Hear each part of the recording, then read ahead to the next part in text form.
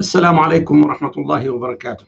بسم الله الرحمن الرحيم، والحمد لله رب العالمين، والصلاة والسلام على أشرف المرسلين سيدنا محمد وعلى آله وصحبه أجمعين.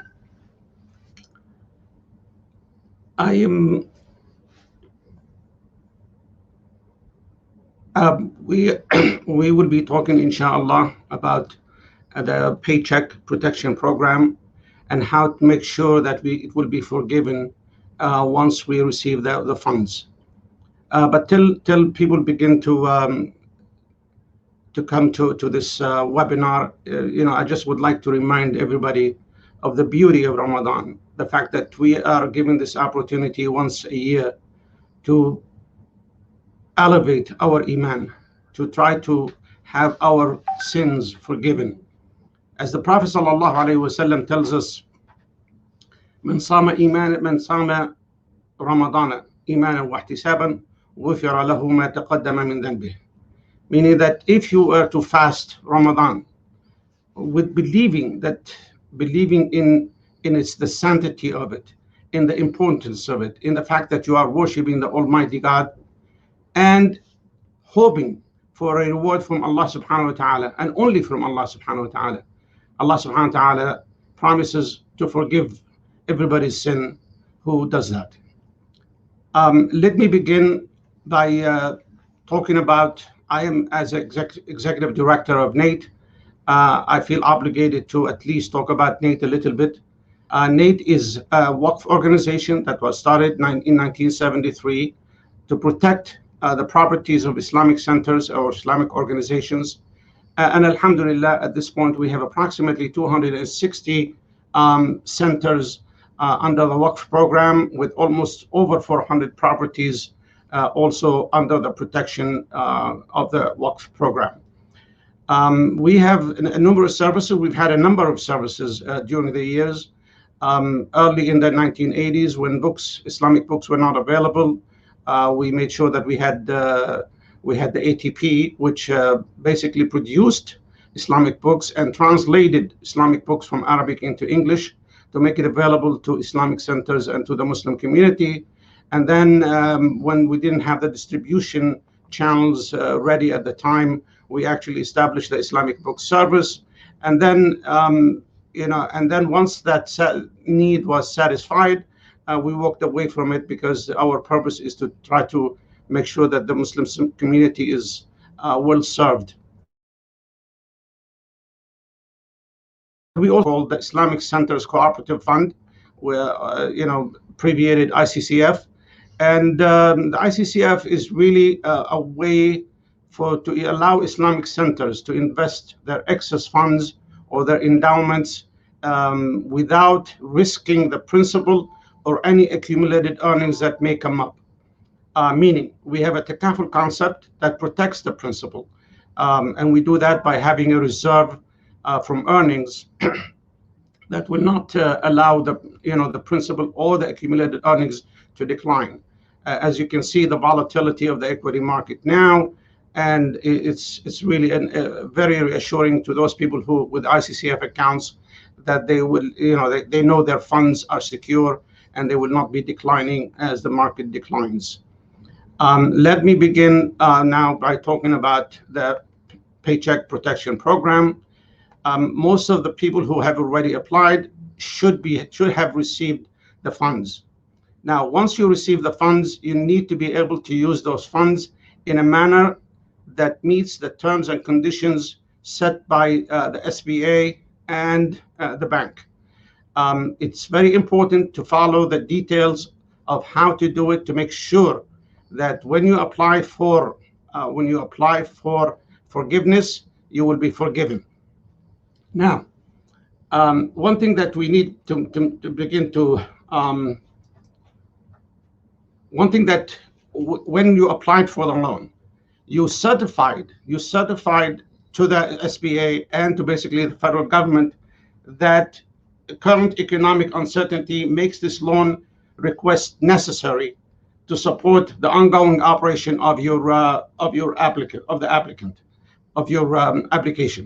meaning that you needed those funds in order for you to continue your operating your business or your not-for-profit organization. So it's important that certification now you will have to actually, when it's time to submit the application for forgiveness, you need to make sure that you actually verify the need for such a loan.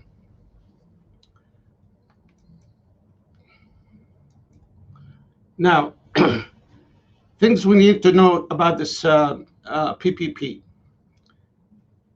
If the funds that you receive, from the PPP loan is used for the purposes for which you applied for, which means that you have to apply at least 75% of that money has to be used for the purpose of payroll. Now, payroll is, we have to understand what payroll means.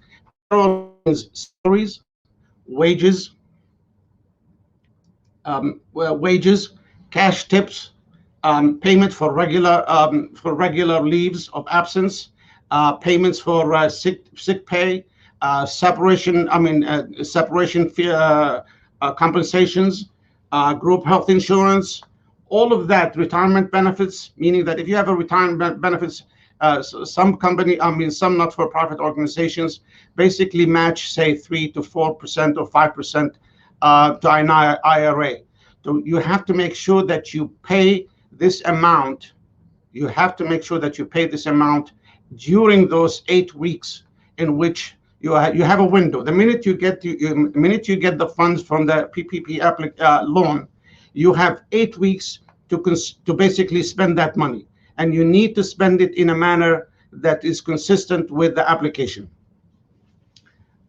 So all of those issues, all of those payments have to be made in accordance to what you've stated initially in your application.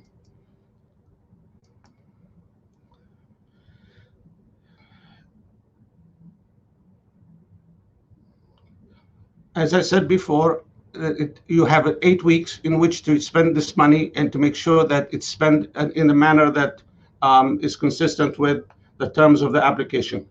Now, if you have employees, you need to make sure that you pay them their regular pay.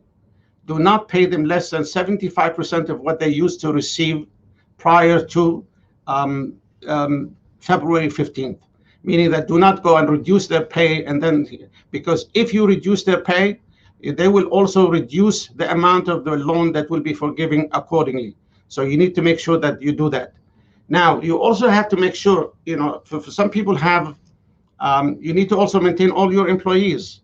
Now, if you have furloughed or terminated some employees, you can get them back as long as you do it by June 30th. As long as you do it by June 30th.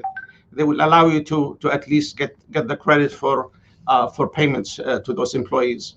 Now, it's also, some companies or some outfits may have a lot of part-time employees. So you have to actually convert that into what we call full-time equivalent employee. How do you do that? So if you have 3 or 4 people who are working and they're working 20 hours a week, so you basically divide the number of hours, the total number of hours, by 40, and that gives you a weekly equivalent, an employee, a full-time equivalent employee.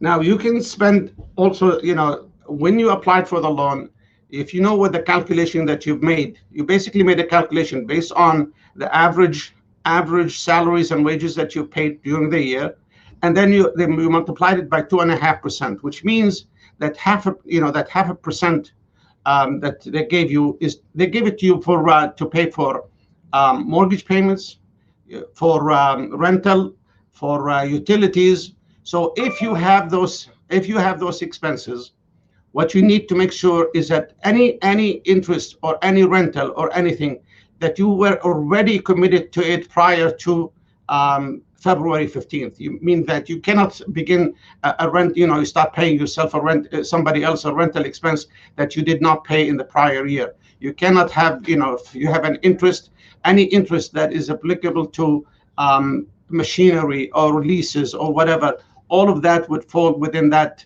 25% that they allow you to pay. But that 25%, you have to understand, it's always compared to the payroll. So your payroll has to be 75%, or the proceeds from your loan, 75% of which must be used for payroll and payroll expenses. And I said payroll expenses. Let's repeat one more time. It's basically the wages, salaries, health insurance, sick pay, severance pay. All of those issues, all of those items are considered part of the payroll.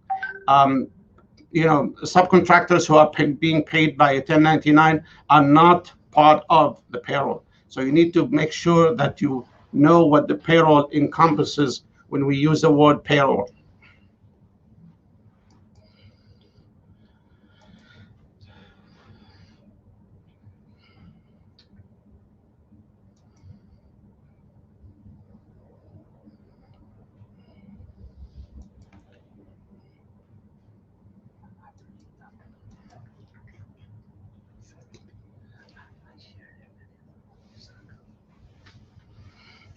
One thing that you have to understand is that once you apply for the loan forgiveness program, you need to provide a lot of documents. You need to, first of all, make the certification that you actually needed the funds and the funds were needed for you to continue operations. That's one. Secondly, you need to make sure that you have all the documents that are supportive of the expenditures that you've made within those 8 weeks. 941s will be important. Any payments to your for rental expenses, you have to provide. You have to provide the lease for that. If you have an interest payments on equipment or otherwise, you have to provide the proof and you have to provide the payments and potentially cancel checks. The 941 is, and they may even ask you for canceled checks too. Now, timing is everything. So you have basically 8 weeks in order to spend this money. So if you have to make adjustment onto your payroll dates to make sure that the payments are made within, because an example, if the payment for the 8th week or the 6th and 7th week or 7th or 8th week are to be made, say, June 1st, but you got your money on April 30th, you would want to advance it by 2 days and make sure that the payment is made during that 8 weeks period so that you would qualify those funds for forgiveness. Those are issues, it's minor issues, but if you don't pay attention to it, it can catch up with you and could disqualify a lot of funds from being forgiven for your organization. What happens is that if you were to apply for forgiveness and basically the bank or SBA refuses to forgive those loans, you basically have the right to basically pay off the money, and you have the right to pay it as soon. Prepayment is not, there's no penalty for that, so you can prepay. You can also appeal. But I don't know if the appeal is going to be successful. We don't know what the guidelines for that, but you can always appeal, and if it doesn't appeal, at least you can pay. Of course, they allow you 2 years to pay it, and they charge you 1%, for interest during that time period. If you have any questions, I'm here to answer them. I thank you for taking the time to listen to us. So yeah, thank you very much, Brother Salah Obeidallah. That was a pretty awesome presentation, and it was really informative. So there is a question: one center and a school, they are operated under the same tax ID, and they have different bank accounts though. The question is that should they issue the payroll from the center ID, or should the school continue to do whatever they are doing right now, different bank accounts, and they are doing payroll? Yeah, if they applied only for one loan, whatever the name that they use for that loan, if they use the school as the name plus the account, then they should be using that school. If they use the center as the main account, then they should continue to use the center and do it accordingly.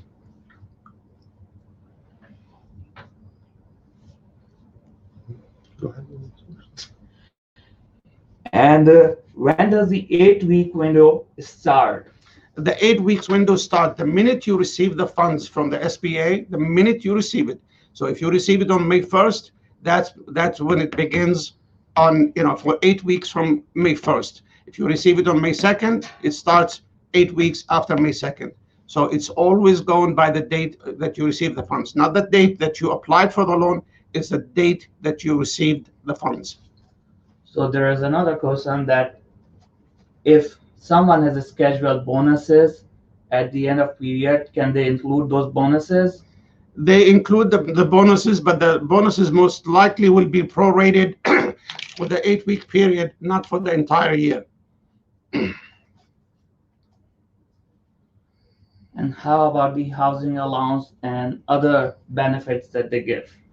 That would be included in compensation. So that should make it into the payroll as a payroll expense.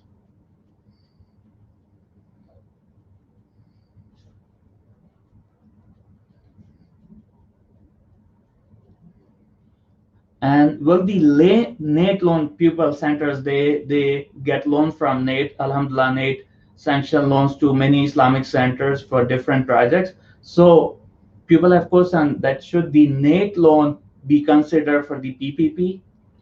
No, the loan, that's a private loan that cannot be, it's not part of the PPP, and therefore it could not be used.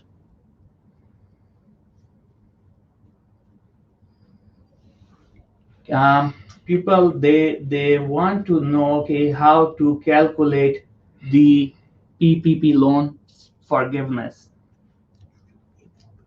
Well, when you applied for the loan, you took the average average payroll for the year, and you divide it by 12, and then you multiply that by 2.5, which would to allow for some expenses for rental or utilities or whatever. Basically, as long as you can be consistent in the way that you use those funds, meaning that the funds will be used for the payroll, and they will constitute 75% of the loan proceeds, you should be able to get the forgiveness. But as I said, the documentation becomes very necessary. Okay, there was another question that some schools, they end up their payroll in May and then restart in August. A similar question came in when Islamic Center, they pay annual payments in 10 payments or 12 payments. So whoever the employee, they have the option to accept 10 payments or 12 payments. The annual contract amount doesn't change. So what is? Yeah, well, it needs to be, whenever you have those kind of, especially schools, they do that because the teachers are not working for 2 months, and therefore they pay them over 10 months versus a 12. You take the calculation for the year, you multiply by, since it's 10 months, it's called the seasonal. Even though it's only 2 months off, it would fall under the seasonal aspect of it. And you can take the amount, the average of the 10 months, and as long as you pay it, say if you have a payment that's due in July, I would expedite it to make sure it's in June, so that it would fall into that 8 weeks, and then submit it. And a 90% chance that I think should be forgiven. At least you made an attempt to make sure that it's forgiven, and if they disqualify it, that's something that which will be up to them. But most likely it will be forgiven.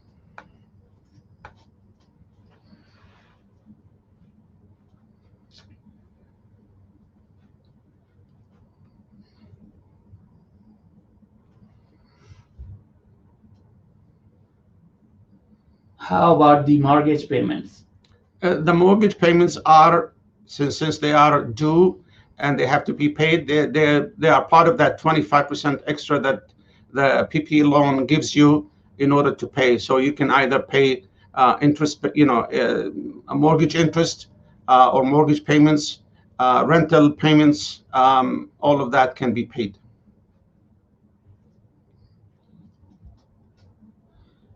And does utilities include in the PPP program? Yes, utilities are also included in the PPP. It's under the 25% rule. And how about the security? Security for what? Security for the center. Security expense. Yeah, that would be considered utilities anyhow. Yes.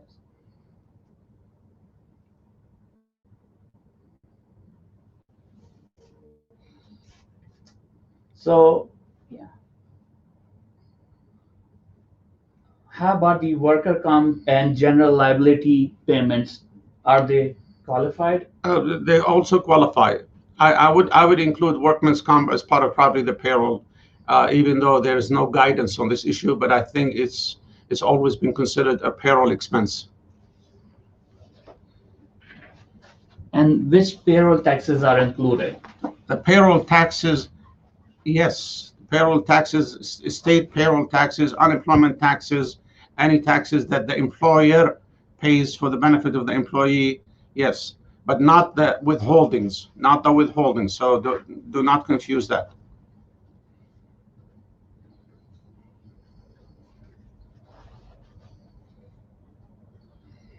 You have mentioned that the people have to be back on payroll by June 30.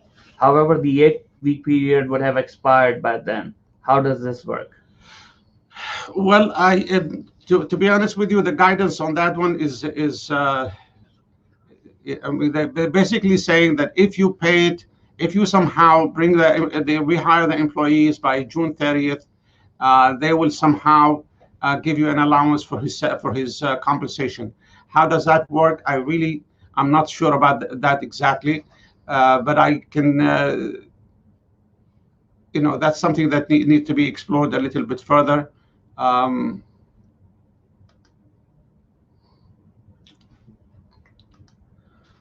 Okay, I believe most of the questions were answered in a good way. And inshallah, we are here at North American Islamic Trust to answer all of your questions. You can call us at 630-789-9191. Brother Salah Obeidallah is here, and Brother Azam Nizamuddin, General Counsel, he's also here. So we can answer all of your questions, inshallah. Well, I just need to also, have a disclaimer. Basically, the advice that I have here, or at least the talk that I've just gave, is not in any way constitute a legal advice or something that you can totally rely on. I would ask you to check with your legal team or with your accountants to make sure that you do the right thing. We tried here at NAIT to try to simplify the process. We were the first one to explain the PPP and send out to our centers to make sure that they apply and make sure that they do the right thing. And this is part of our continuing effort to explain and simplify the process in hope that it will be beneficial to our centers. If you need us, please feel free to call us at 630-789-9191. We also have a presentation over here, or a PowerPoint presentation that we can send to you. So if you send us at info@nait.net, info@nait.net, we will forward this presentation to you, inshallah, and hopefully it will be beneficial, inshallah. Thank you very much, Brother Salah Obeidallah. Thank you very much, and thank you for taking the time to listen to us. Jazakumullah khairan, and may Allah bless you in this holy month of Ramadan. Assalamu alaikum wa rahmatullah.